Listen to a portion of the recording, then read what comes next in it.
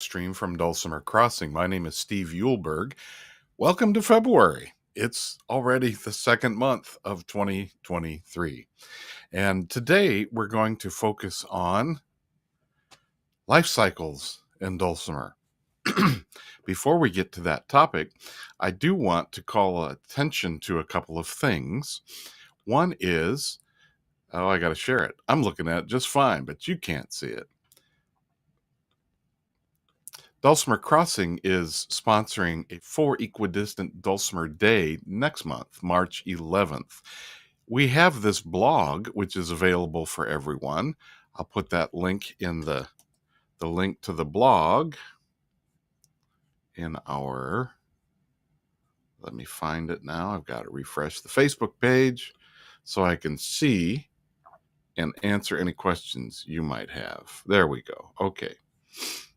So I need to do this. Yep, there's the blog, which is available to everyone, whether you're a member or not. We have a lot of posts, a lot of topics, and many of the newsletters from our past years of doing a weekly newsletter are all archived there as well. And blog posts that newsletter articles. Linda writes a lot of great articles. Anyway, there is also a link there where you can get more information. Excuse me. Here is the site for the 4 equidistant Dulcimer Day. This is, we're talking about a focus on people who play like it shows here. When I click on that link, whose mountain dulcimer strings are set up in a 4 equidistant way. And we have 6 different instructors who are going to be talking about this is how they do things primarily.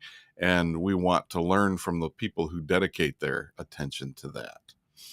And so that'll be a whole day workshop concert. Ashley Ernst from Dulcimer Players News is going to host a roundtable at the beginning of the day so we can hear why people started playing in that way and what are they, how they came to it and kind of their overall approach before we get to their workshop.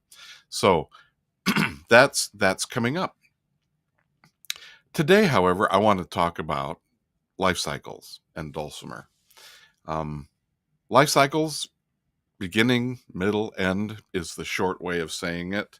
A friend who has lost a child was reflecting on the child's poem or letter in which they wrote to their parents saying, it's that dash between the beginning date and the end date that this person wanted to make their dash matter.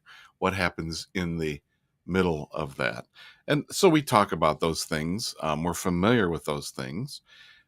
A lot of us don't come to the Dulcimer until later in our life cycle, right?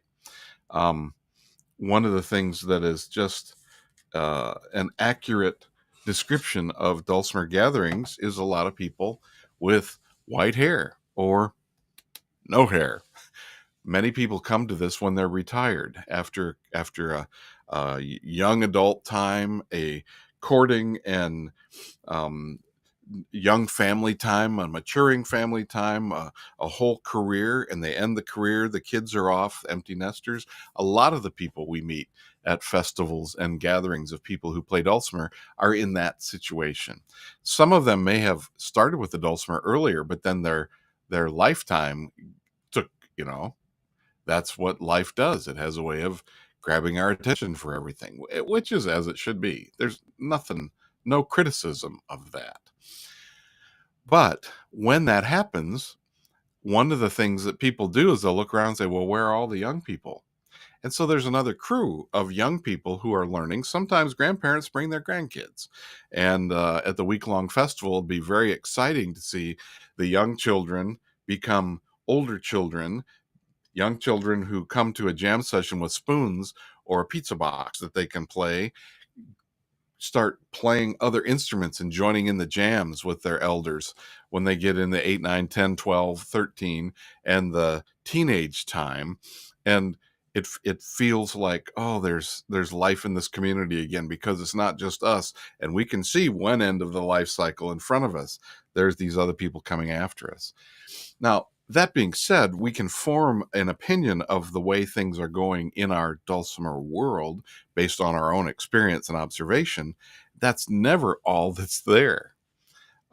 There are people like myself who were introduced to their dulcimers when they were in college.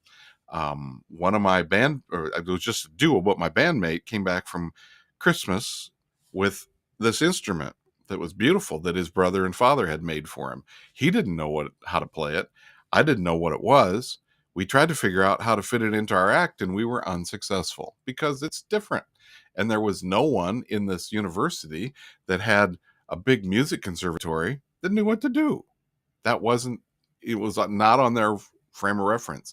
But it bothered me that there was an instrument that you couldn't play. And so that rumbled around and got into me until in the summer of 1980, which might have been the summer after I saw it for the first time. I can't remember that timeline quite. I went to the music store. It might have been called Old Town Music Shop or something in the what's now the well, it's across from campus in the short north. I think that's what they call it in Columbus. It got a new name after I lived there. But right across the campus from Ohio State University was this music store. And they had dulcimer kits. And so I bought one, took it home and built it. And that's this dulcimer right here. So I built it, and you can see it has a unique thing because, well, I couldn't see everything I was doing, and it came out uniquely. And at first I felt some shame about that, and then I thought, I kind of like it. This one dances in a unique way because it's the bout here is more pronounced, and on this side it's a little more relaxed. And it's been my dulcimer partner for 43 years. So that is a testament to my life cycle with the dulcimer. However, I couldn't find other people who played dulcimer. I had one now. It turns out I was in the middle of people who were playing dulcimers in Ohio, and I didn't know it. I took it with me to Michigan. I took it, and I didn't find anybody there. I took it to Chicago. I didn't find anybody there. It turns out there were people, but Chicago's got a lot of people. I just didn't meet those people. I took it to Denver, and it finally made sense. And I heard of somebody who played a dulcimer, but I still was not in the circles where that happened. But I started playing it. I found out about Dulcimer Players News at that time. There was this whole magazine dedicated to the players of both kinds of dulcimers that was for sale in the shop where I bought my first hammer dulcimer kit. It's like this is available. There is this thing, and on the cover was John McCutcheon. That was on the cover of one of the issues that I purchased, and I was already listening to John McCutcheon's recorded music. So it's like, oh, there is, and they know about John, and it started to let me begin to think.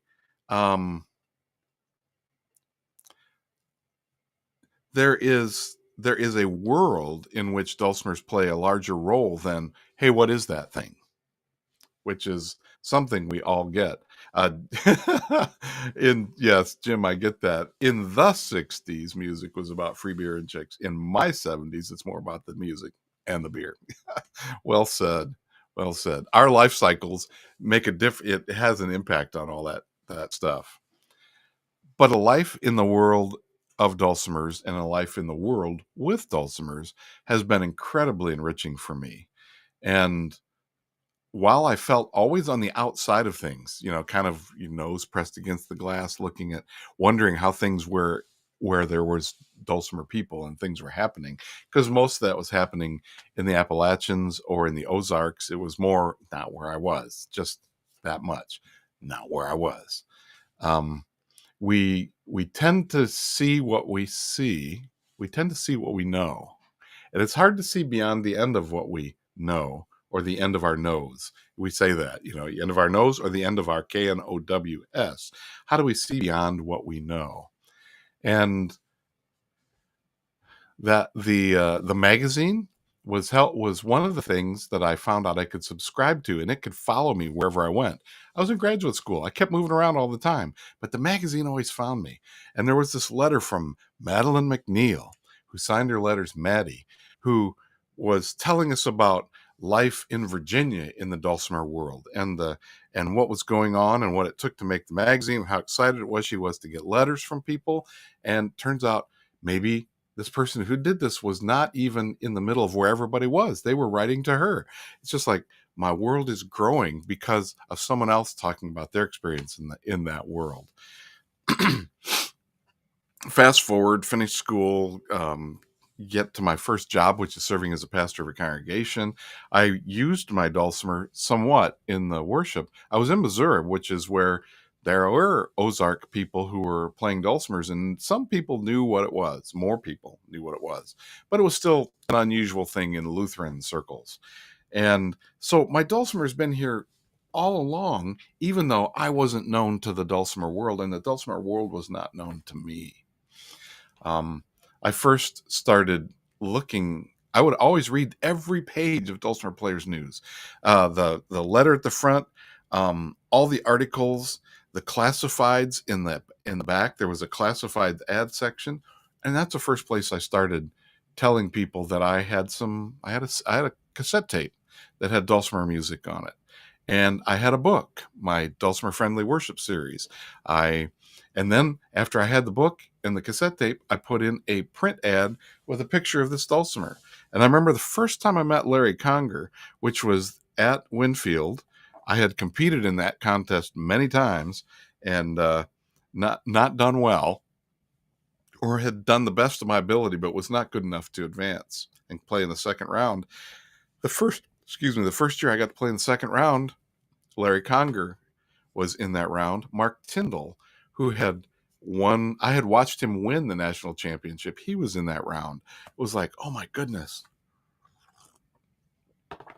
These people that I've heard about and read about. And Larry says, well, there's that unique instrument. It's nice to see that in person.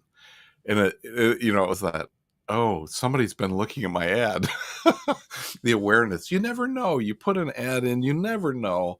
There's never a direct line between here's what happened and this result happened. That's called the return on investment. You invest in the ad, there's a return. You never have a straight line from one to the other, or very rarely. When you do, it's send up the flag, fireworks, all that kind of stuff. Most of what happens in our lives that's important to us, other people don't know about unless we tell them, unless we market in some way. Some people market with music and songs. Some people do other things. I'd be interested in the things you do to mark those things for yourself. But in my time, I've gone from someone no one knows to someone some people know and trust to Esther Creek was the first person to invite me to come and play with her in a concert after I'd screwed up royally in the championship. She heard me and she said, Steve, I want you to play with me in my Christmas concert. And I'm thinking, what? It was like just minutes ago. Didn't you see what happened? She invited me to do that. So gracious. And she had been on the cover of Dulcimer Players News. Now, she could not have known that the picture that put her on the cover of Dulcimer Players News in the early 1980s would result in this encouragement for me in the 90s. And then she was the first person to invite me to teach at her week-long camp, the Heartland Dulcimer Camp that took place in outside of Kansas City, up by Weston, Missouri, along the Missouri River. Tremendous, those door openings and steps that people have provided for me, and I seek to provide for others. The credential that went with that. She wrote the foreword for my first book. And was so gracious and was telling me, oh, this Dulcimer world is wonderful. You're going to meet the nicest people, the best people. And here's some people you should send your book to because they're going to enjoy it. They might want to write a review. And sure enough, I met some really good friends that way. I met some who didn't end up writing a review, who are still very good friends. So the way the circles, as you're going through life, you create these eddies, or the wake that is behind you, and the way those come back and impact you in the future, it's almost impossible to predict. You can stand looking back and go, oh yeah, that connected with that connect. That's a part of the life cycle process, is looking back to see who were the people who impacted. And I encourage you to do that um, at several points in your own history of things when you get to milestones. Well, in those life cycles, I have been part of the beginnings of festivals. I have been part of the ends of festivals. I have started a festival, and I realized the morning it was time for a festival to start. And before my feet hit the floor, I woke up and thought, I don't want to do this anymore. And it was going very well. But I realized that it had changed. And I remember hearing Esther say that when she talked with Sam Rosetta and Linda Lau Thompson and Maddie McNeil and there's a few other people that I'm not remembering right now. She mentioned there was this group, they were all at a festival. They had dedicated their lives to this thing with dulcimers, and they all felt like at the same time, because they're of a certain generation, we're all looking for what's the next thing, and it's going to be different than what we've been doing. That's part of the life cycle process. Sometimes we get bored with our instrument. We want a different instrument. We want a different kind of the same instrument, or we want a brand new, different instrument that's not like the other one. And in my experience, what I learn on one teaches me something about the one I already knew, which teaches me something about the one I don't know yet, which teaches me something about the one I played before the one I know. Yeah, it just, for me, it's all this web of awarenesses and being able to be cognizant of those things makes me even more grateful and appreciative for all the people who keep things going that have helped me move forward. Well, one of the things I want to celebrate, even as I grieve a bit, is Hearts of the Dulcimer podcast. Wayne and Patricia Delic and Wayne Zhang, who now live in Portland. I met them when they lived in Pacifica, California, started this thing called the Hearts of the Dulcimer podcast. And there, I'm going to scroll through really fast. You make you dizzy. If you want to close your eyes, you can. But look at all this work they've done since they started working on this. They also did a DVD called The Hearts of the Dulcimer, which focuses on the Pacific Coast tradition and have contributed so importantly to the dulcimer world with this particular project they had. And the DVD came first, and then there was a podcast, and they interviewed so many different variety of people for whom mountain dulcimer is a core piece of what they do. I got to be interviewed in it. Aaron May got to be interviewed in it. Stephen Seifert is interviewed. Aubrey Atwater. I'm going to forget way too many people because there's 60 episodes. Well, they wrote this week to say that this episode that they've recorded, number 60, is their final one. So it's a life cycle thing. It's a grief because it's always here. I haven't gone every time a new one's released to listen to it, but I've spent many a plane ride to a festival listening to the podcast, being excited about this community and what they did for it. There are ways, have been all along the ways, to support this. And sadly, there's not enough money to support it. And for those of us who do this work, that's a key ingredient to whether or not we get to focus our attention on this. They will continue to host the archives of this, all 60 episodes, as long as there's the money that comes in to cover the costs of doing that. And so I'm going to put this into the chat, so it's here on Facebook. I would encourage you, go and make a donation. Just make a donation of any amount, a little bit, a lot of bit, just something, because one of the things that happens in a life cycle thing is we get used to things being there, and all of a sudden we're driving down the road and it's not anymore. Whatever it was that we took for granted being there, it's something else, and they're tearing it down, they're building something new. So we can't take for granted that things are always going to be there, whether it's a festival or a wonderful thing like the Hearts of the Dulcimer podcast. But in order for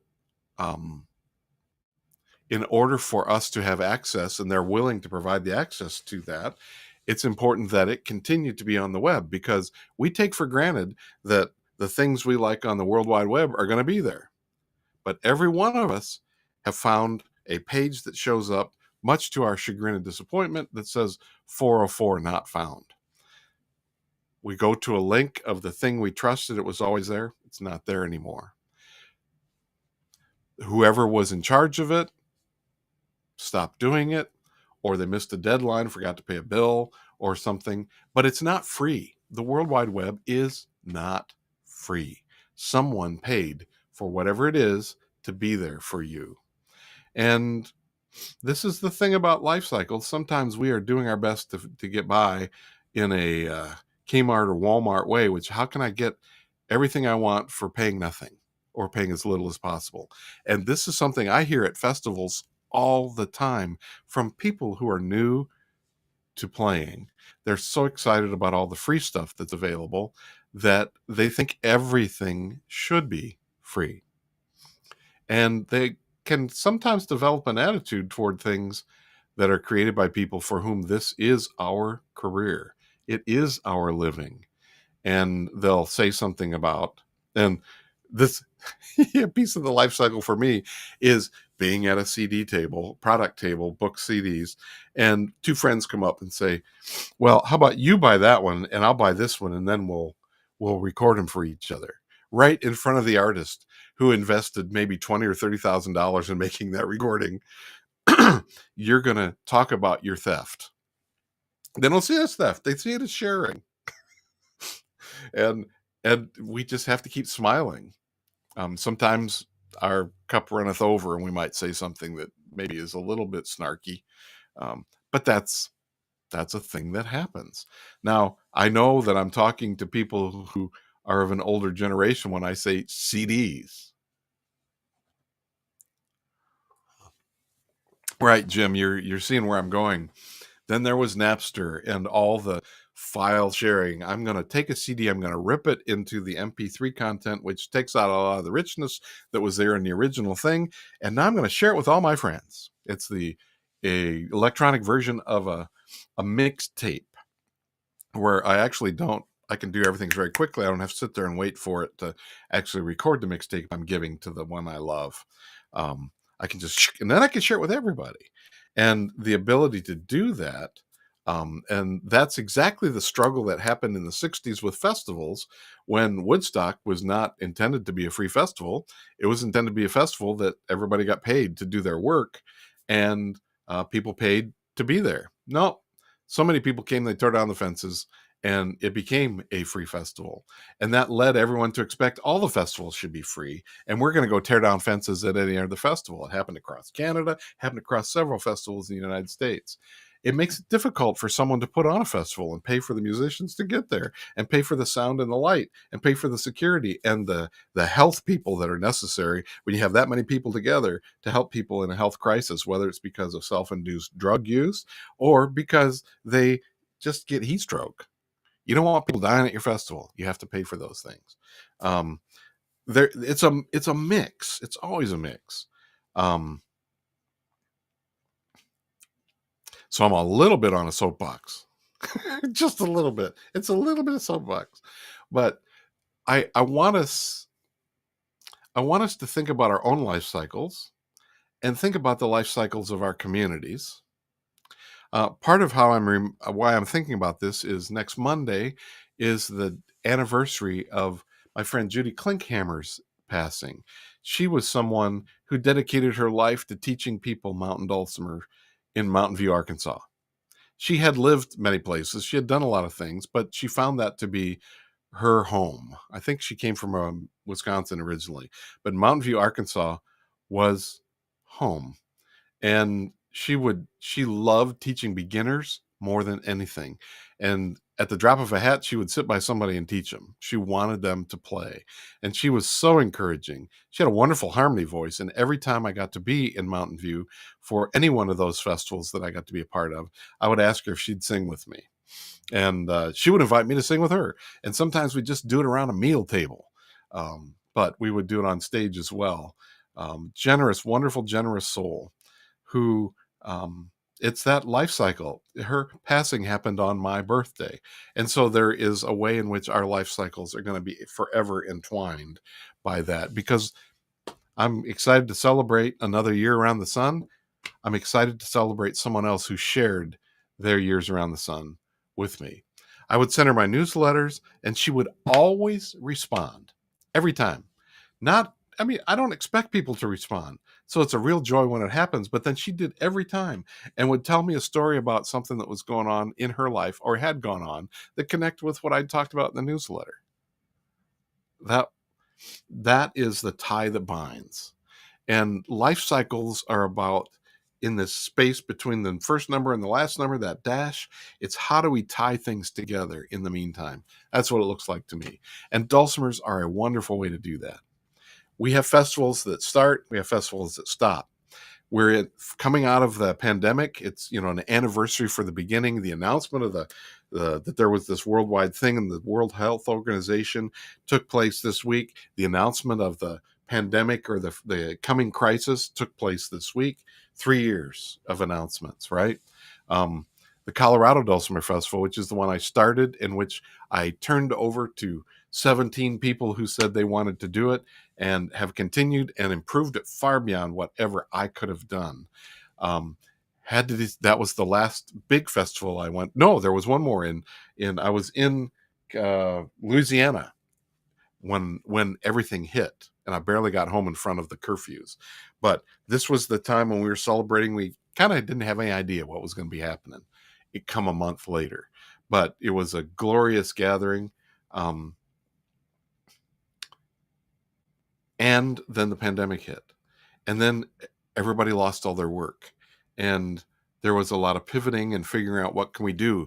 And I helped festivals move online. The Quarantine Dulcimer Festival, who will be this week, and if you haven't got your tickets for the concert, let me share that tab so you can see it.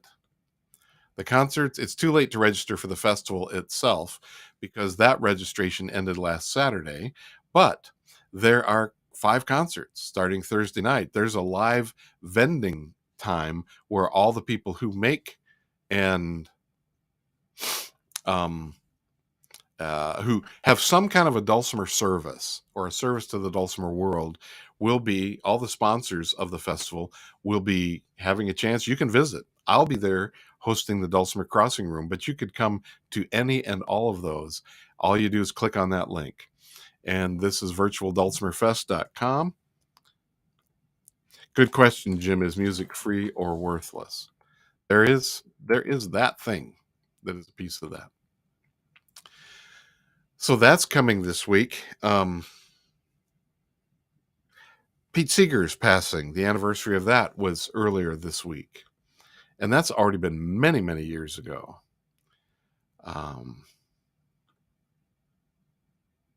Okay, now I'm just getting lost in my own life cycle thoughts, right? I also want to remind you that at dulcimercrossing.com, which is the sponsor of this live stream, we have ongoing lessons. We have upcoming workshops. Our February workshop for Hammer Dulcimer will be with Rick Thumb. For workshop members, you get access to this already. Mentor level students get access also. But it's also possible to buy an a la carte ticket. When you do that, one of the things you get access to is, and this goes on into the future. Let me quick get it here so you can see it. I'll show you the page that is available to. Last week was Erin May Lewis's live workshop on playing chromatic dulcimer. And this is the page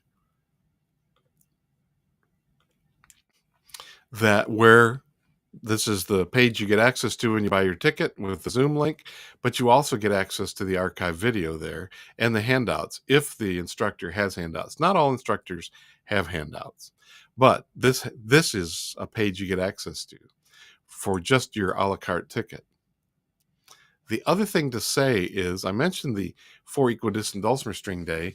If you're a member of Dulcimer Crossing, your membership has benefits. You can get in, you get that much of your membership for that month is taken off the price of what you come to. So if you're a DIY membership, it's $25 off. If you're a workshop member, it's $50 off. If you're a mentor level, it's $99 off. So your workshop gets you access to some events. And the special event is like we did the Resonator Dulcimer Day. There was the Chromatic Dulcimer Day that Aaron May put together and hosted. And things like the Baritone Dulcimer Day that DJ did, one of our teachers, last November. All those kinds of things are the things that we provide that your membership gives you a benefit to be a part of. So, okay, that's a commercial. Done with that. Life Cycles in Dulcimer. I hope that your life continues to be enriched by dulcimers. I hope that you seek to enrich the lives of others with your dulcimer and be one of those people that other people can say, you know, it was when so-and-so talked to me, or they invited me to do this, or they listened to me, or they answered my question. They helped me on my path. And you are helping to weave that web that is the dash between the numbers. There, I wrapped it all up neatly with a bow.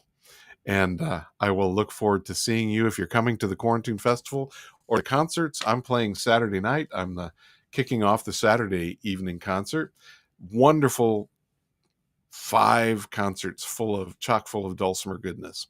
And I hope you enjoy that. If you're coming to the workshops, I pray that your mind is open and you are able to receive and be full of joy at the end as a result of that, so that your life is not just a flat line, but a rich experience between the numbers. Thank you, friends. Keep hammering, keep picking, and above all, keep grinning.